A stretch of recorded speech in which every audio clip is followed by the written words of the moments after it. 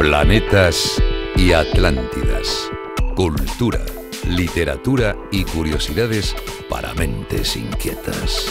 Un espacio de Ediciones Atlantis, aquí en Radio Inter.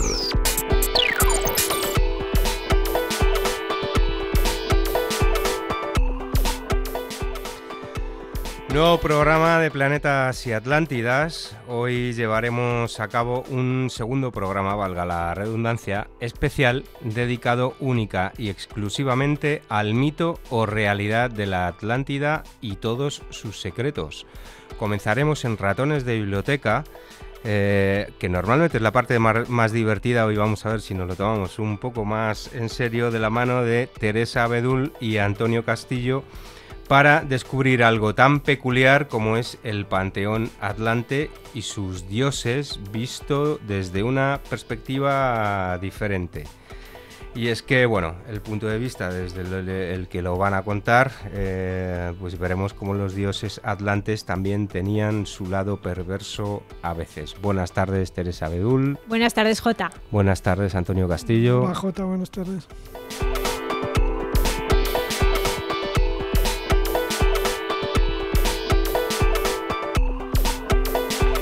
A continuación, en Temalunáticos, hablaremos de cosas todavía más serias relacionadas con la Atlántida, y les descubriremos secretos que no encontrarán en los libros, o al menos en muy pocos, ya que contaremos con un auténtico maestro atlante como es José Matías, investigador sobre la Atlántida, además de experto en el lado espiritual de la cultura atlante. Hace unos meses hicimos un primer programa especial, pero se quedaron tantísimas cosas en el tintero que era necesario dedicarle una segunda parte. Así que prepárense, porque en los siguientes 3/4 de hora, una hora, les contaremos todos los misterios de la civilización perdida de Atlantis para sacarlos al descubierto.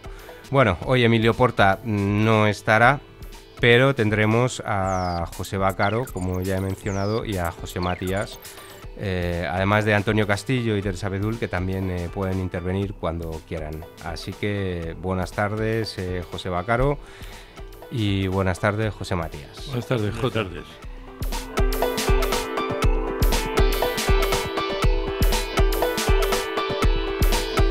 Y comenzamos con Ratones de Biblioteca. Ratones de Biblioteca. Peculiaridades literarias que te dejarán con la boca abierta. Aquí, en Planetas y Atlántidas.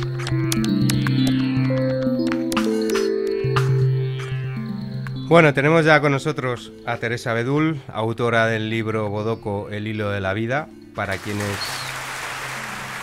quienes quieran disfrutar con la cultura nipona, un libro muy recomendable. Y Antonio Castillo, autor de la saga Cercle para los amantes de la novela histórica. Así que bueno, descubriremos cómo era el Panteón Atlante y sus dioses desde un punto de vista peculiar. Y bueno, como decía, porque los dioses atlantes también tenían su lado perverso. Así que todo vuestro. Gracias, Jota. Gracias, Antonio, por estar esta tarde con nosotros. A ti. Nuestro director nos ha dicho que nos pongamos serio. Vamos a ver cómo lo conseguimos. Para mí es sí, muy difícil, la verdad. Bueno, los dioses, el panteón de dioses atlantes, también hablamos de mitología, ¿no? Como puede ser la mitología de dioses griegos, dioses romanos, etcétera. Luego intentaremos ponernos un poco más serios. Pero bueno, venga, empezamos. Yo lo voy a intentar, de verdad. A ver, ignorar es ser ignorante, ¿no? Aunque no ignorado. Ser es estar hasta que te vas. Ya voy a ponerme seria, la verdad. Una canica es esférica y la podemos introducir en un cubo cuyas paredes o caras son cuadradas. Ignoro si los atlantes vivían unidos a Constantinopla en el Bósforo, en el estrecho de Gibraltar, en Doñana o en las Azores. Lo que sí os aseguro es que la Atlántida era una isla y una península. No, complicado, ¿no? No estoy entrando en ninguna contradicción, Jota. ¿Seguro? Es más, asevero que la luna era su cómplice. Vaya. Y todo dependía de la hora en que mirases a la Atlántida y de la marea. En bajamar era una península unida al continente por un istmo. Cuando la marea subía, se convertía en una isla. Al cubrir el agua, el istmo de unión. Que cada persona imagine y elija, al igual que los atlantes, imaginaron a sus dioses y a su panteón. Antonio, cuéntanos algo, por favor. Mira, quería hacer hincapié en que esto es una mitología especulativa. No es tan concreta como la que pueda ser la griega o la romana. Pero en fin, los dioses como atlantes, la que luego hablaremos en la segunda parte del programa. Los dioses atlantes, se especula, eran muy similares a las deidades griegas, aunque en mi opinión eran más caprichosos, díscolos, coquetos, traviesos, con amigos y enemigos terribles. Cada uno de ellos tiene un lema de vida. Una de ellas era la diosa Ágapa. Es la diosa atlante del amor, del parto y del fuego del hogar. Es muy alta y con el pelo rojo. Su lema, el amor lo conquista todo. Esta pelirroja diosa del amor es la versión de Afrodita con una excepción. Ágapa es virgen y ciega. De ahí el dicho de el amor es ciego. ¡Qué bonito! Virgen y ciega. Pues vamos. No voy a decir lo que opino de eso. Que has dicho que seamos serios. A ver si ahora vas a ser tú el que hagas las risitas. Pues mirad, yo voy con la diosa Apolimi. Atentos. Es la diosa atlante de la vida y de la muerte, de la sabiduría. Es rubia y su lema, la destrucción es buena para mi alma, pero es un asco ser tú. Yo la verdad no lo entiendo muy bien, pero en fin, tampoco mi neurona da para más. Su mejor amiga es Xiamara, el demonio corante. Su peor enemiga es Artemisa.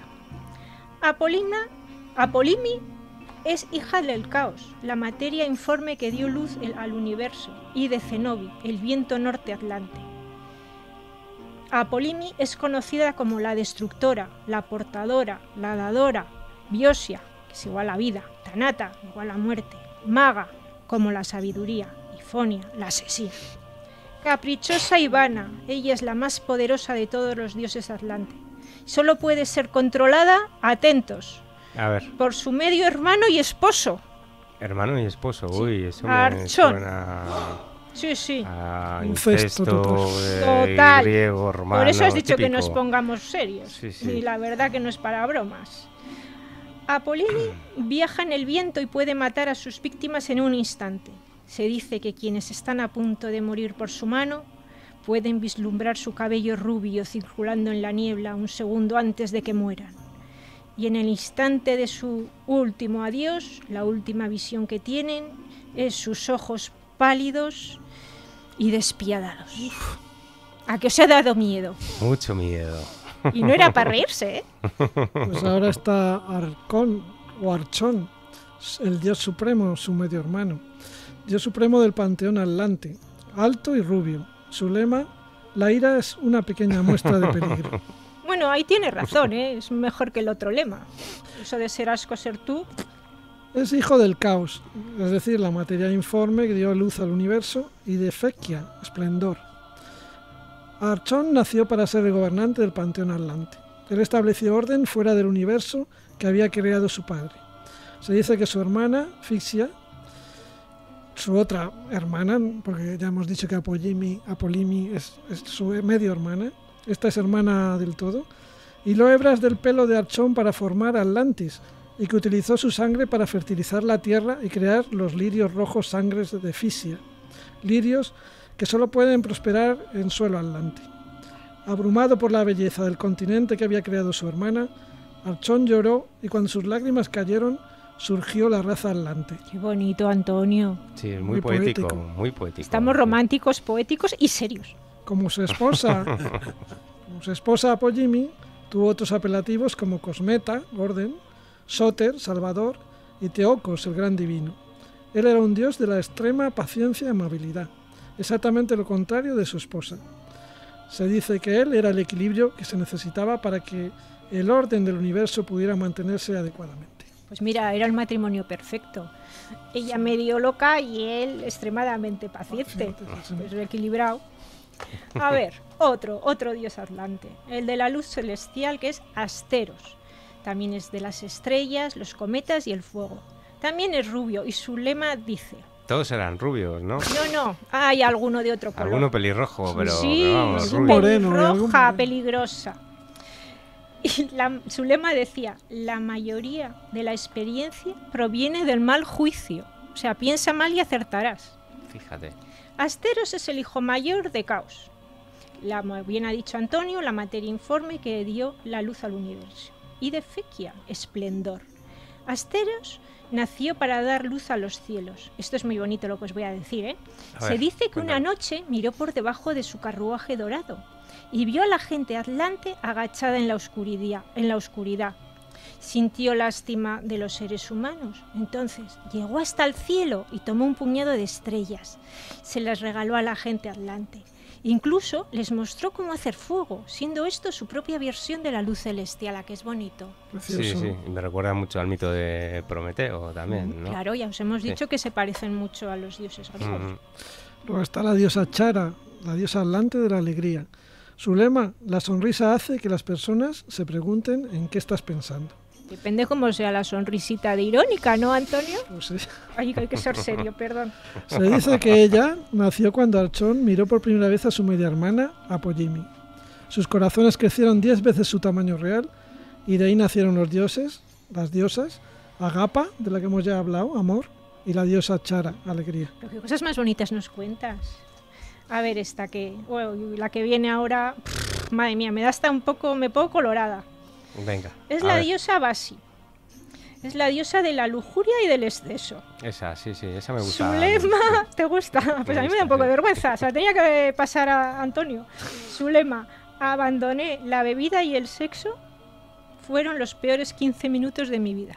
Es muy divertido, ¿eh? Muy divertido. Durante 15 largos minutos abandono la lujuria del sexo. Sí. Hace reflexionar.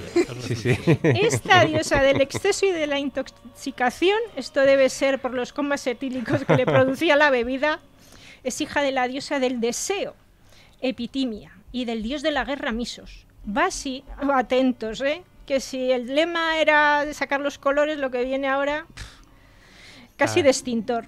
Basi fue concebida la noche en que su padre había ganado una batalla al panteón griego. Borracho de su propio poder, atropelló, entre comillas, a Epitimia y crearon a Basi. Otra versión dice que el atropellado fue él. Entre comillas también. También sí. No había coches por entonces, ¿no? Era otro tipo de atropello. Era otro quizá, tipo de ¿no? atropello. Pero hombre, Sí. es que ya la primera frase ya era un poco fuerte. Había que ser un poco elegante. Pues ahora tenemos a Discastis, que es el dios atlante de la justicia. También es rubio y alto. A esto hay que decir que los atlantes eran muy altos. Luego nos contarán. Y muy rubios también. Bueno, No, que hay uno moreno para luego. Eran como Thor. su lema es: cuando la mano derecha de la justicia cae, estate preparado para cosechar lo que siembras. Como dicen los franceses, quien siembra gentileza, recoge amistad, o como decimos en España, quien siembra vientos, recoge tempestades. El dios de la justicia nació después de que Isorro sedujera a la ninfa Merina, pensamiento. Como su padre, él es una deidad de equilibrio y prudencia. A ver, Antonio, ¿se puede decir que seducir a la ninfa del pensamiento y preñarla es tener equilibrio emocional y prudencia No sentimental? me parece, pero bueno. No, ¿verdad? Madre mía. Sigue, El por dios favor. Discastis es frío, nunca permite que sus emociones lo dirijan. Es capaz de ver directamente en los corazones de la humanidad y de los dioses, así como de juzgarlos al instante. Hasta los dioses le temen. Nadie puede ocultarse ante los espeluznantes ojos de la justicia. Es conocido por enviar a Kikisi, diosa de la venganza, a castigar a los criminales, así como también envía a Movia, la diosa menor de las recompensas, para aquellos que realizan buenas acciones. El dios de la justicia, en los grandes banquetes que se celebran en la gran sala Sirsafi, o casa de los dioses, en ellos él está sentado a la derecha de Archón. Bueno, Bueno. ¿cuántos dioses nos quedan? Porque... Nada, uno no. muy cortito. A ver, Vamos con el dios Isorro. porque como dice Mai, yo esto si me lo ponen para selectividad o cosas así, suspendo, seguro. O sea, Yo ni me presento. Sí, Isorro es el que sedujo a otra ninfa y es padre de Discastis, de las que nos has hablado. Yo diría que en una noche loca o alocada la puede tener hasta el dios Isorro. Según el panteón atlante, este dios representa la moderación y la templanza. Su talla es muy alta y su cabello no es rubio, es moreno. Y su lema, el juez Judy no consiguió nada sobre mí, un tanto amenazante. Después de leer su lema y con los antecedentes que conocemos de él, yo diría, sin ser irreverente, que este dios es un pieza y soberbio. El dios de la moderación y la templanza es el hijo mayor de Archón, considerado también el dios de la sabiduría y de la armonía. Fue nombrado el mediador principal entre sus padres y el intercesor con los dioses y la humanidad. Madre y aquí, mía. punto y final. Y aquí punto final, porque vamos, es increíble la cantidad de dioses que... Hay que más, tenía. Bueno. Tenemos para otro programa. Bueno, veremos. No nos da tiempo. Bueno, como siempre, gracias Teresa. A vosotros. Gracias A ti, Antonio Jota. Castillo. A ti, Jota. Vamos a publicidad y volvemos en unos minutos para hablar ya de una manera quizá menos técnica, más del lado espiritual de la cultura atlante. Planetas y Atlántidas. Aquí, en Radio Inter. El 22 de noviembre de 1963 murió asesinado el presidente John Fitzgerald Kennedy. El 24 de octubre de 2017 han sido desclasificados los penúltimos documentos reservados sobre el caso. Aún restan 200 documentos sin desclasificar. Sumérgete en el misterio del crimen sin resolver más importante del siglo XX. Los cazadores siempre son invisibles es la novela de Julio Holgado, que te acerca con habilidad a los entresijos del caso desde el entretenimiento y el suspense. Los cazadores siempre son invisibles maneja con rigor las más avanzadas investigaciones sobre el magnicidio de Kennedy y las intenciones últimas de sus protagonistas. Una novela sorprendente y eficaz. Los cazadores siempre son invisibles, de Julio Holgado, una novela publicada por Ediciones Atlantis, ya a la venta en Amazon y las principales librerías y cadenas comerciales. Conoce Activa Psicología, un centro de psicoterapia que trabaja día a día por mejorar la calidad de vida en niños y adultos. Profesionales con amplia experiencia, atención personalizada y un trato cálido y humano son nuestras señas de identidad para ayudarte en todos los problemas psicológicos. Llámanos al 91 446 47 48 y entra en activapsicología.com.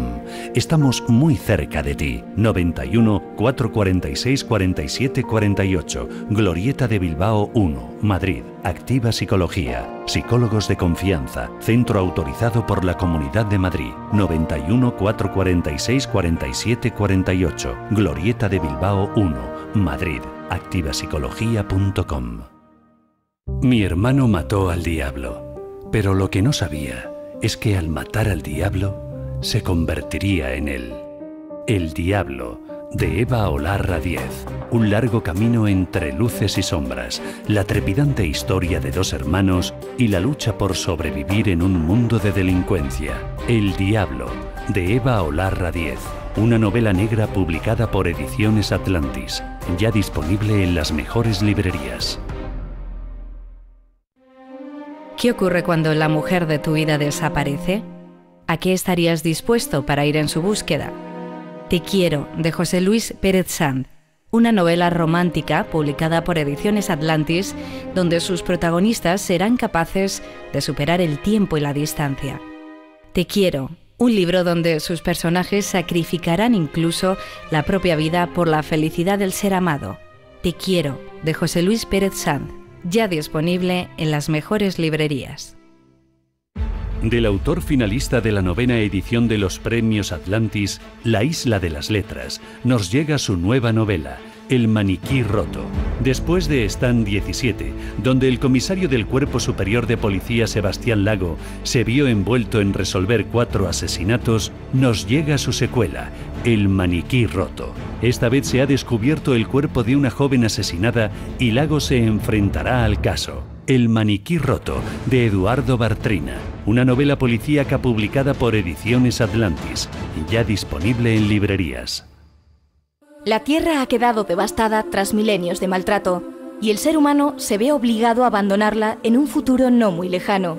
Sin embargo, un grupo de hombres y mujeres valientes permanecerán en la Tierra, recibiendo una segunda oportunidad y creando una nueva sociedad en África. Gaia, la comunidad, una novela distópica de ciencia ficción del autor Manuel Cano, publicada por Ediciones Atlantis. ¿Será el ser humano capaz de cambiar su destino y crear una sociedad perfecta?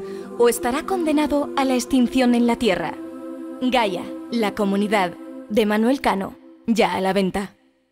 ¿Dónde estás, corazón?, de José Bacaro Ruiz. El detective y conseguidor Juan Jover recibe el encargo de buscar a una muchacha desaparecida en l'Hospitalet. Así, Jover tratará de resolver un entramado de secuestros donde la mafia rusa jugará un gran papel. ¿Dónde estás, corazón?, de José Bacaro Ruiz. Una novela policíaca y negra publicada por Ediciones Atlantis que destapa los entresijos del tráfico de órganos y ya disponible en las mejores librerías.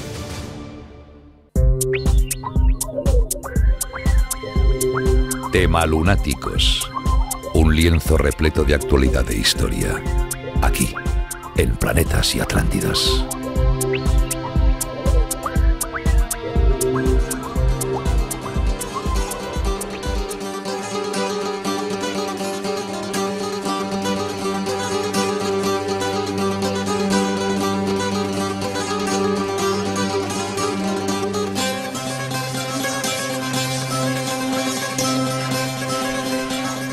Bueno, ya en Temalunáticos, en este segundo programa especial, nos ponemos menos técnicos para descubrir los secretos desvelados sobre la Atlántida, ya que, como decía, vamos a contar con un verdadero maestro atlante como es José Matías, investigador sobre el tema de la Atlántida, además de experto en el lado espiritual de la cultura atlante.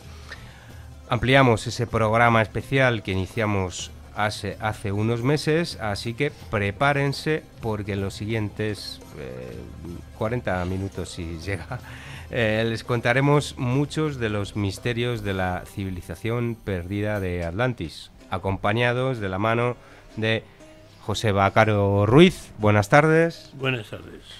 Y José Matías. Buenas tardes. Buenas tardes, Jota.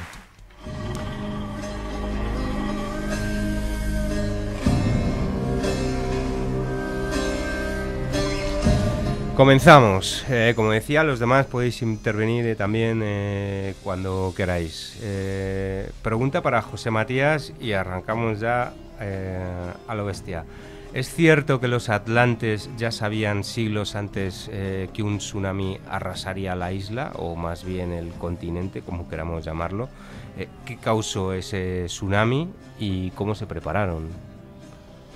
Bueno, pues sí, los atlantes, entre otras cosas, tenían la habilidad o la cualidad de leer las líneas del tiempo. Ellos eran capaces de prever las distintas posibilidades que les podía devenir en un futuro. Entonces lo que hacían era mirar cuál de ellas era más probable en un momento en que la probabilidad de que la Atlántida desapareciera era muy cierta. Entonces lo que hicieron fundamentalmente fue preservar su conocimiento. Para ellos era muy importante porque habían desarrollado una civilización, una cultura muy avanzada y no querían que se perdiera, y también preservar su conciencia espiritual. Entonces lo que hicieron fue crear una serie de depósitos que se llevan buscando desde entonces, y tuvieron la previsión de poner unos mecanismos para que la humanidad que sobreviviría a aquello no encontrara esos depósitos hasta que no estuviera preparada para hacer un buen uso de ella. José Bacaro, antes me comentabas una historia de Colón, sobre Colón, la Atlántida y ese poema. A ver. Sí, bueno, las noticias de la Atlántida son múltiples y hay diversos, digamos, orígenes o diversas leyendas que tratan de la existencia de la Atlántida. Una de ellas pues es, por ejemplo, los comentarios de Critias y de Timeo de Platón, en la cual no solamente se refiere específicamente a la Atlántida, sino que además lo intenta o lo justifica con una serie de diálogos, con una serie de conocimientos que alguien le ha transferido, ¿no? Siempre se sitúa esa Atlántida o la destrucción de la Atlántida alrededor de los 9.000, 10.000, 11.000 años antes de Jesucristo. Pero en Cataluña, que además de independentistas pues hay poetas y hay gente de esta pues que se dedica también a todo tipo de... A la cultura también, a la cultura, ¿no?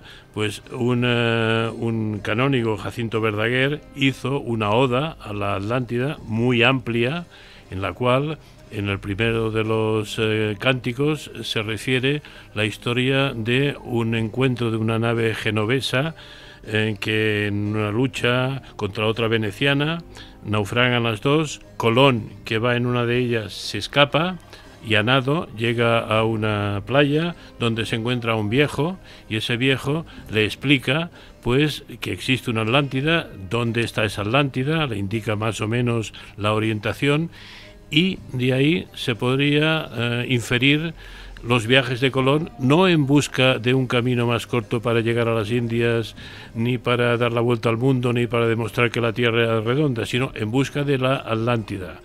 Y lo cierto es que, y antes lo comentábamos, en los diversos viajes que hace va cambiando de rumbo, parece que se esté orientando en busca de esa Atlántida. O sea, de alguna forma hay unas noticias mitológicas y unas noticias, digamos, literarias, Platón y en Verdaguer en este caso, que Verdaguer vivió en el siglo pasado, tampoco no es que estemos hablando de la Edad Media, pero unas noticias que en el inconsciente colectivo van madurando la idea de que ahí entre Europa y América había un continente que se perdió por un cataclismo, que después podemos entrar en cuál es el motivo científico de ese cataclismo, que eso también está documentado. Sí, entraremos. Y hasta ahí puedo contar. Bueno, continúo contigo, José Matías. ¿Cómo era la Casa Real Atlante de Poseidia? Porque debía ser muy hermosa, ¿no? ¿La Casa Real o la familia real? Bueno, la Casa Real, la familia real de... Bueno, no eran borbones, evidentemente. No. A ver, el concepto que había entre los atlantes y sobre la realeza no tiene nada que ver con lo que nosotros hemos conocido después históricamente en las distintas realezas, que suelen ser señores feudales plenipotenciarios que tienen un dominio y un control sobre la población sobre la que reinan, ¿no? Estamos hablando de una civilización que en su parte más espiritual es una civilización muy avanzada, donde existe un respeto exquisito entre las personas. Hay un absoluto respeto. Por lo tanto, los reyes, en lugar de gobernar y ostentar un poder, lo que hacen es servir al pueblo, que es una cosa que, bueno, pues con el paso de los años se perdió. Entonces, la Casa Real Atlante lo que hace es sostener un conocimiento y una información que se va canalizando y que se va distribuyendo a todos los miembros de la sociedad atlante. De hecho, la Atlántida es espiritualmente una sociedad utópica, en el sentido de que se comparten los recursos. Que si una persona nace en la Atlántida, tiene la vida resuelta, no tiene que preocuparse de sostenerse económicamente, porque es sostenido por los demás y a la vez él sostiene al resto. Con lo cual, el desarrollo científico o tecnológico que puede conseguir una sociedad así es muy importante, muy avanzado, porque las personas se dedican a hacer lo que mejor se les da. Y de hecho se orienta a los niños desde pequeños a que elijan aquello para lo que están más cualificados. Y el templo de Poseidón y la estructura del continente atlante, sus dos grandes ciudades eran Poseidia y Merubia. ¿Cómo eran Poseidia y Merubia? Y, en fin, ¿cómo era el templo de Poseidón?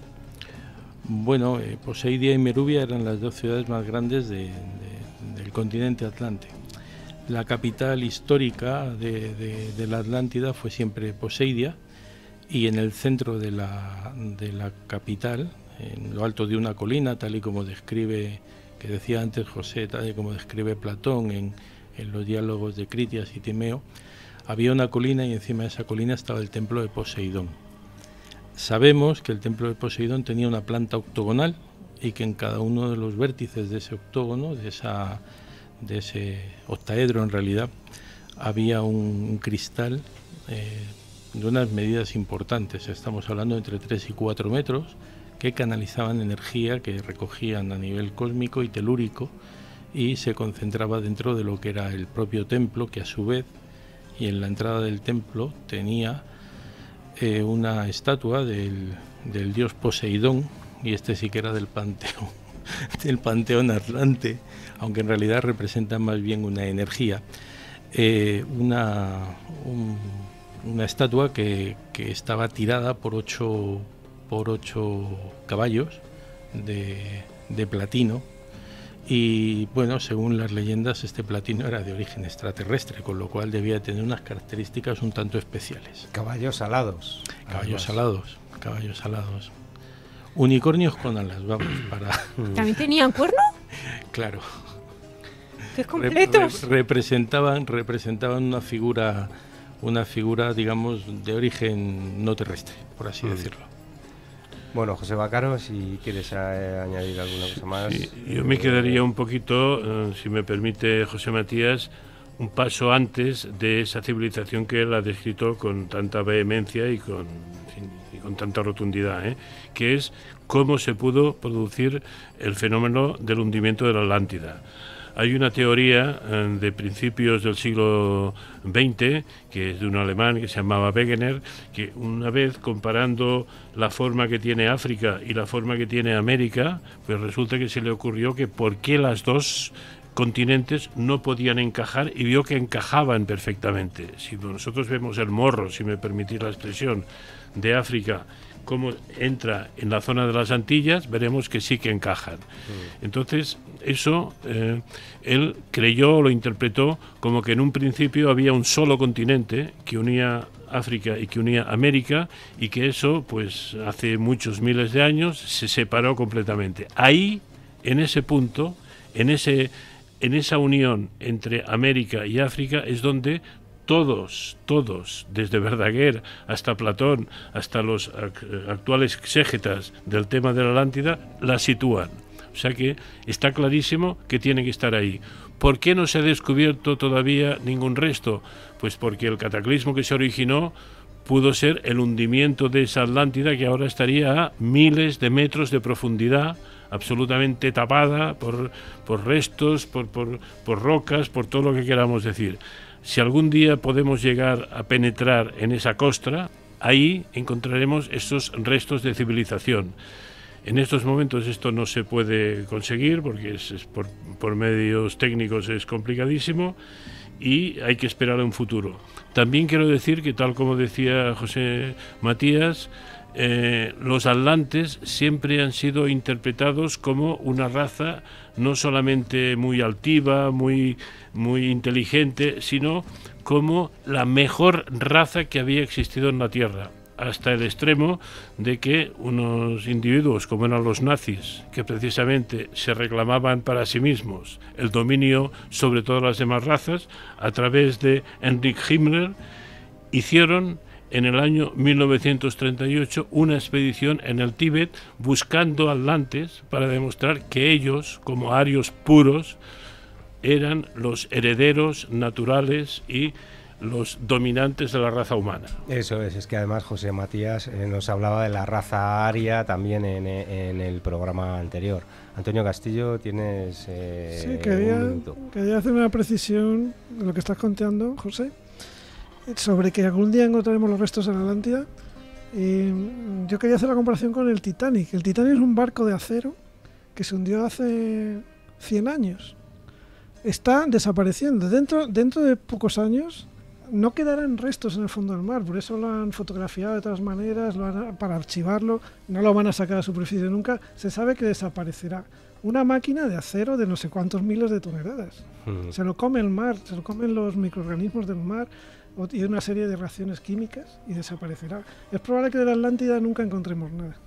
Bueno, ya se verá en el futuro. No les quites la ilusión, Antonio. Bueno, vamos unos minutos a publicidad y continuamos con todo lo que estamos hablando sobre el mito realidad de la Atlántida.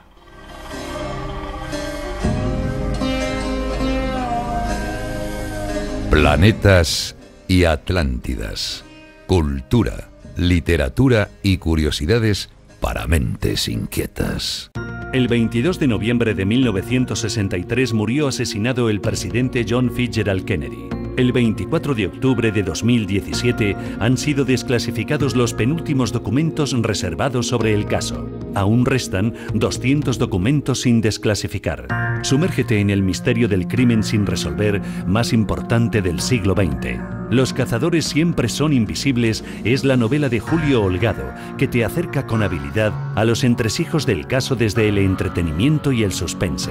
Los cazadores siempre son invisibles maneja con rigor las más avanzadas investigaciones sobre el magnicidio de Kennedy y las intenciones últimas de sus protagonistas. Una novela sorprendente y eficaz.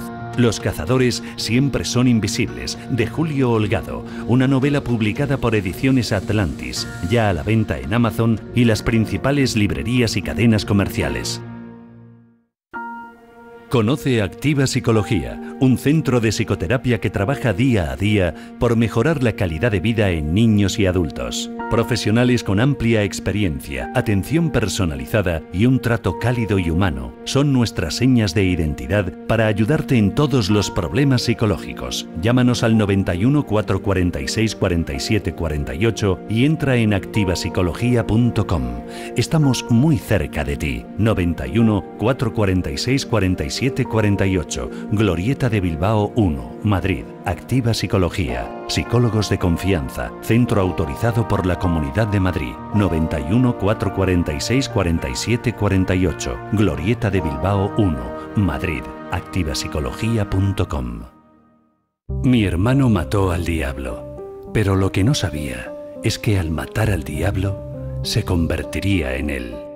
El diablo, de Eva Olarra Díez. Un largo camino entre luces y sombras, la trepidante historia de dos hermanos y la lucha por sobrevivir en un mundo de delincuencia. El diablo, de Eva Olarra Díez. Una novela negra publicada por Ediciones Atlantis, ya disponible en las mejores librerías. ¿Qué ocurre cuando la mujer de tu vida desaparece? ¿A qué estarías dispuesto para ir en su búsqueda? Te quiero, de José Luis Pérez Sanz, una novela romántica publicada por Ediciones Atlantis, donde sus protagonistas serán capaces de superar el tiempo y la distancia. Te quiero, un libro donde sus personajes sacrificarán incluso la propia vida por la felicidad del ser amado. Te quiero, de José Luis Pérez Sanz, ya disponible en las mejores librerías. Del autor finalista de la 9ª edición de los Premios Atlantis, La Isla de las Letras, nos llega su nueva novela, El maniquí roto. Después de Stand 17, donde el comisario del Cuerpo Superior de Policía Sebastián Lago se vio envuelto en resolver 4 asesinatos, nos llega su secuela, El maniquí roto. Esta vez se ha descubierto el cuerpo de una joven asesinada y Lago se enfrentará al caso. El maniquí roto, de Eduardo Bartrina, una novela policíaca publicada por Ediciones Atlantis, ya disponible en librerías. La Tierra ha quedado devastada tras milenios de maltrato, y el ser humano se ve obligado a abandonarla en un futuro no muy lejano. Sin embargo, un grupo de hombres y mujeres valientes permanecerán en la Tierra, recibiendo una segunda oportunidad y creando una nueva sociedad en África. Gaia, la comunidad, una novela distópica de ciencia ficción del autor Manuel Cano, publicada por Ediciones Atlantis. ¿Será el ser humano capaz de cambiar su destino y crear una sociedad perfecta? ¿O estará condenado a la extinción en la Tierra? Gaia, la comunidad, de Manuel Cano, ya a la venta. ¿Dónde estás, corazón?, de José Bacaro Ruiz. El detective y conseguidor Juan Jover recibe el encargo de buscar a una muchacha desaparecida en l'Hospitalet. Así, Jover tratará de resolver un entramado de secuestros donde la mafia rusa jugará un gran papel. ¿Dónde estás, corazón?, de José Bacaro Ruiz. Una novela policíaca y negra publicada por Ediciones Atlantis que destapa los entresijos del tráfico de órganos. Ya disponible en las mejores librerías. Hay libros que cambian una vida y se conservan para siempre. Contrapensamientos, de Emilio Porta. Un pequeño gran libro editado por Ediciones Atlantis que te ayudará a ver un poco más allá y mejor las cosas que te rodean. Contrapensamientos, un pequeño gran libro que te hará ver todo con otra perspectiva. Pídelo en las mejores librerías. Cada página te abrirá nuevos horizontes. Contrapensamientos. Hola, me llamo Raúl Álvarez Resta y escribí mi primer libro con 5 años, pero ya he cumplido los 6. Y se titula Dragones en la selva. Y ya a la venta en las mejores librerías. Es un libro de fantasía para niños de 5 a 9. Y recuerden, Dragones en la selva. Planetas y Atlántidas. Aquí, en Radio Inter.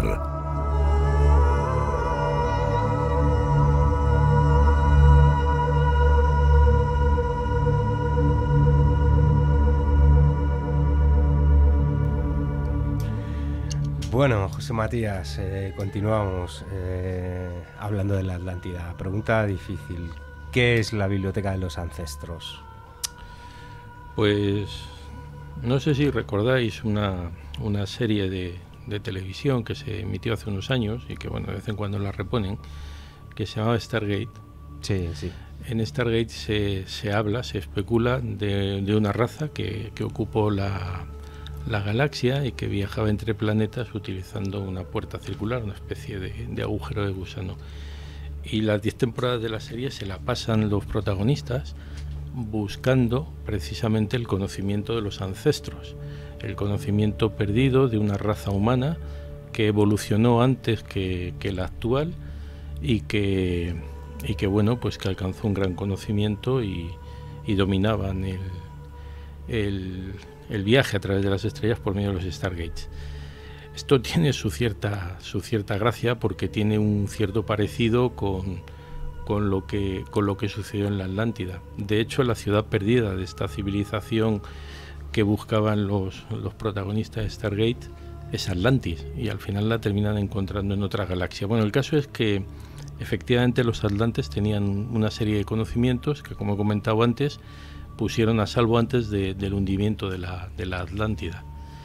Y no solo no pusieron a salvo esos conocimientos, sino que también pusieron a salvo un montón de los principales cristales que tenían y donde ellos basaban... ¿Cristales físicos o cristales físicos que guardaron en determinadas zonas del planeta y que están hoy en día todavía preservados, aunque los programaron para que se empezaran a reactivar en esta época. Por eso, y porque probablemente esos cristales emiten una frecuencia, es por lo que de pronto ha empezado a hablarse otra vez de toda una serie de temas relacionados con el conocimiento de los atlantes.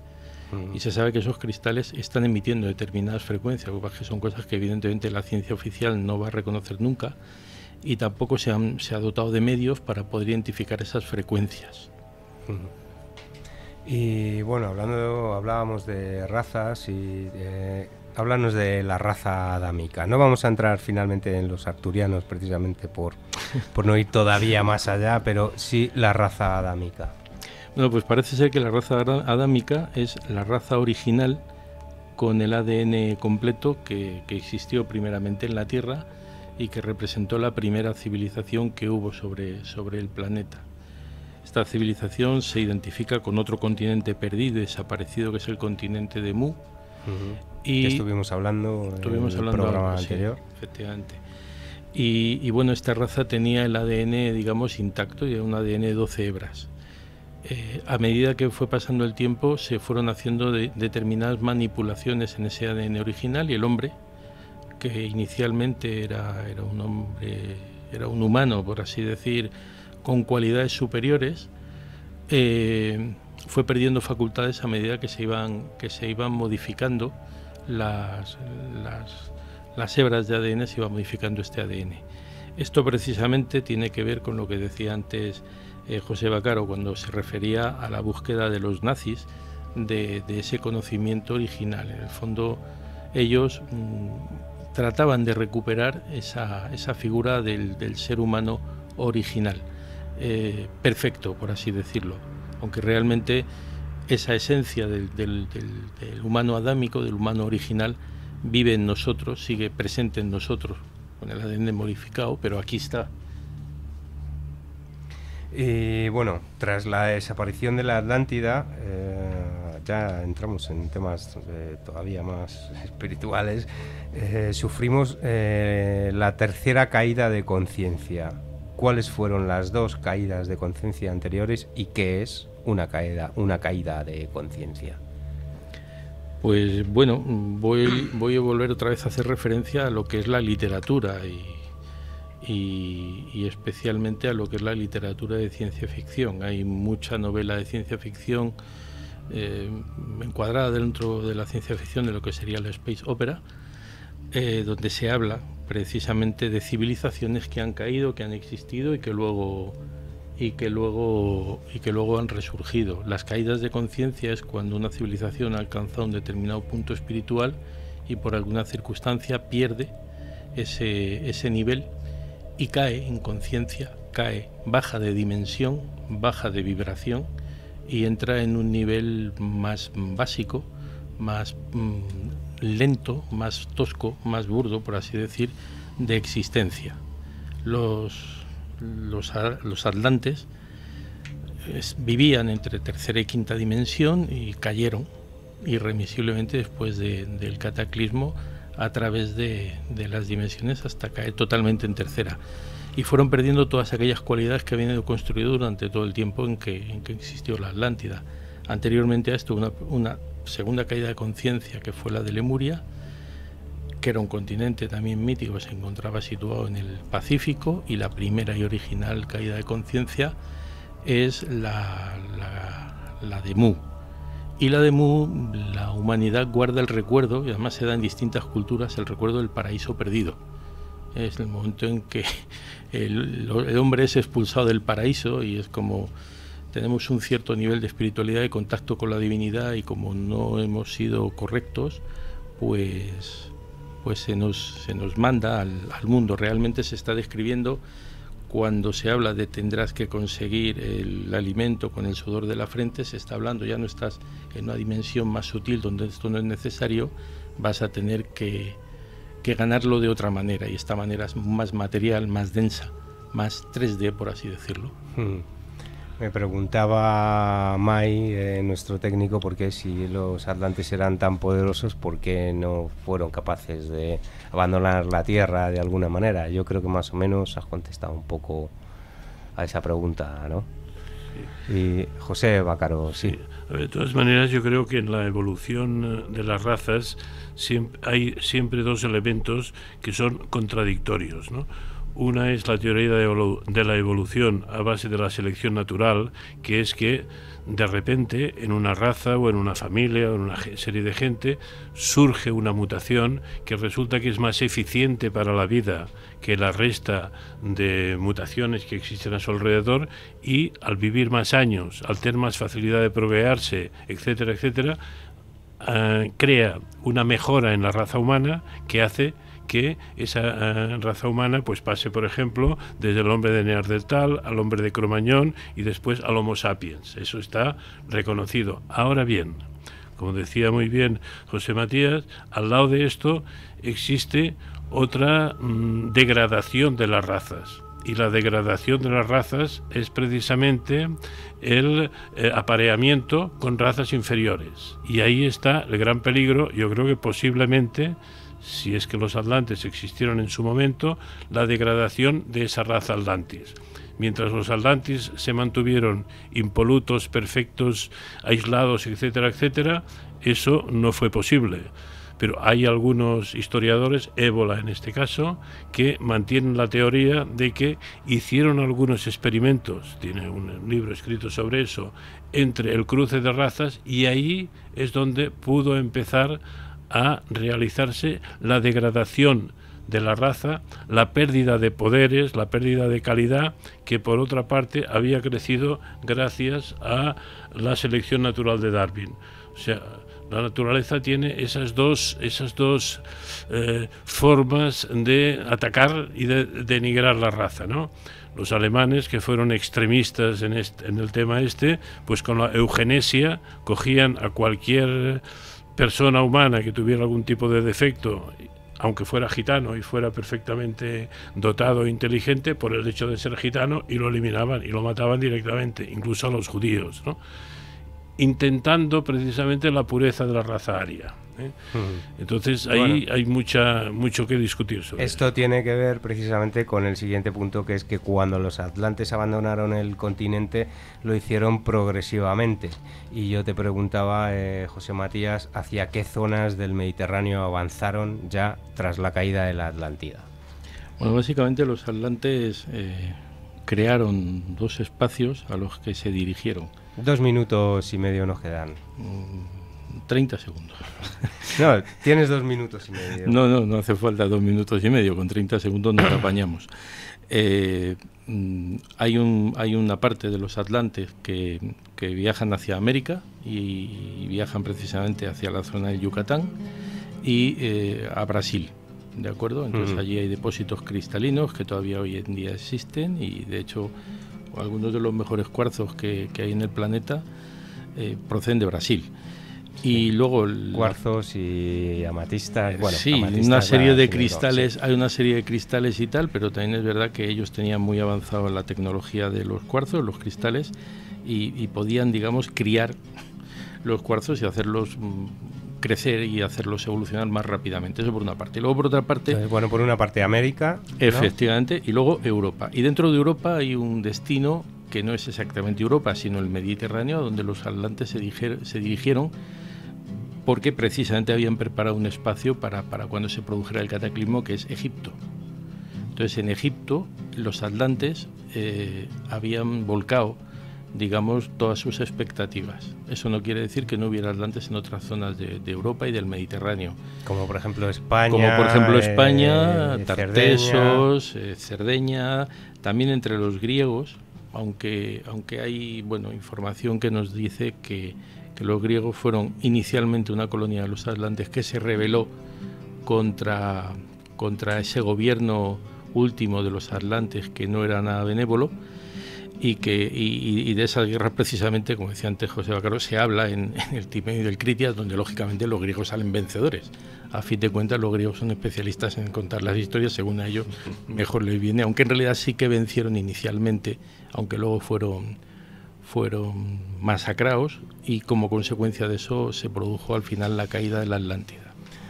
Bueno, pues con esto yo creo que más o menos queda cerrado, aunque yo tengo para otro programa entero más, pero sí que quería por lo menos dejar cerrada ese ciclo, esa historia y sobre el inicio y fin de la Atlántida. Si dedicamos otro programa será quizá más esotérico, entre comillas, por llamarlo de alguna manera. Y en cualquiera de los casos, bueno, creo que ha sido un programa maravilloso. Gracias, Teresa Bedul, gracias José Bacaro, Antonio Castillo y José Matías, y gracias por supuesto a Mai en el servicio técnico con esta música tan maravillosa que nos ha estado acompañando. Nos vemos la semana que viene.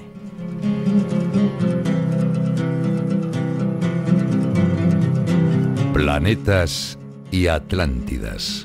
Cultura, literatura y curiosidades para mentes inquietas.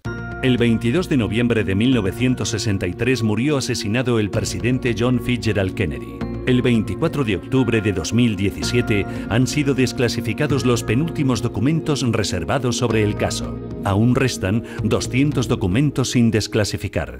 Sumérgete en el misterio del crimen sin resolver más importante del siglo XX. Los cazadores siempre son invisibles es la novela de Julio Holgado, que te acerca con habilidad a los entresijos del caso desde el entretenimiento y el suspense.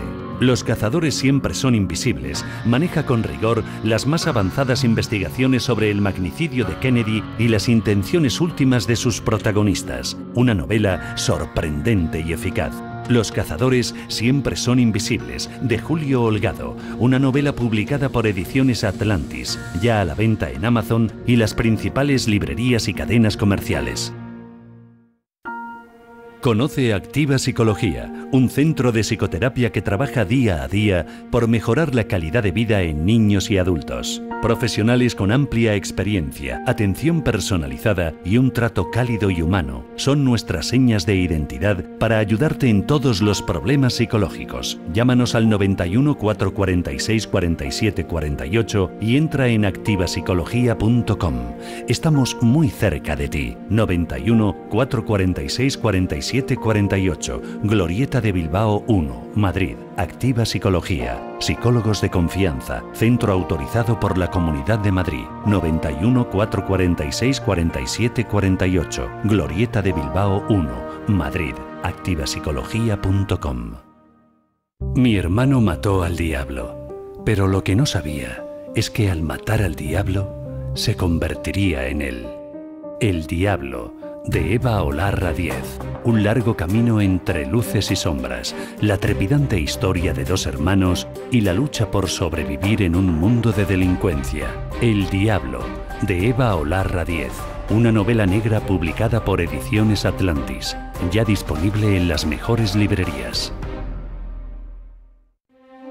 ¿Qué ocurre cuando la mujer de tu vida desaparece?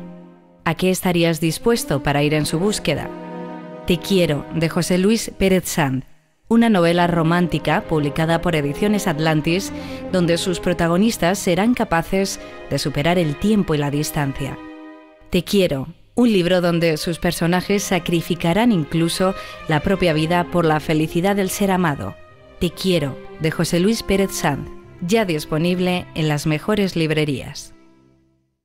Del autor finalista de la 9ª edición de los Premios Atlantis, La Isla de las Letras, nos llega su nueva novela, El maniquí roto. Después de Stand 17, donde el comisario del Cuerpo Superior de Policía Sebastián Lago se vio envuelto en resolver 4 asesinatos, nos llega su secuela, El maniquí roto. Esta vez se ha descubierto el cuerpo de una joven asesinada y Lago se enfrentará al caso. El maniquí roto, de Eduardo Bartrina, una novela policíaca publicada por Ediciones Atlantis, ya disponible en librerías. La Tierra ha quedado devastada tras milenios de maltrato, y el ser humano se ve obligado a abandonarla en un futuro no muy lejano. Sin embargo, un grupo de hombres y mujeres valientes permanecerán en la Tierra, recibiendo una segunda oportunidad y creando una nueva sociedad en África. Gaia, la comunidad, una novela distópica de ciencia ficción del autor Manuel Cano, publicada por Ediciones Atlantis. ¿Será el ser humano capaz de cambiar su destino y crear una sociedad perfecta? ¿O estará condenado a la extinción en la Tierra? Gaia, la comunidad, de Manuel Cano, ya a la venta. ¿Dónde estás, corazón?, de José Bacaro Ruiz. El detective y conseguidor Juan Jover recibe el encargo de buscar a una muchacha desaparecida en l'Hospitalet. Así, Jover tratará de resolver un entramado de secuestros donde la mafia rusa jugará un gran papel. ¿Dónde estás, corazón?, de José Bacaro Ruiz. Una novela policíaca y negra publicada por Ediciones Atlantis que destapa los entresijos del tráfico de órganos. Ya disponible en las mejores librerías.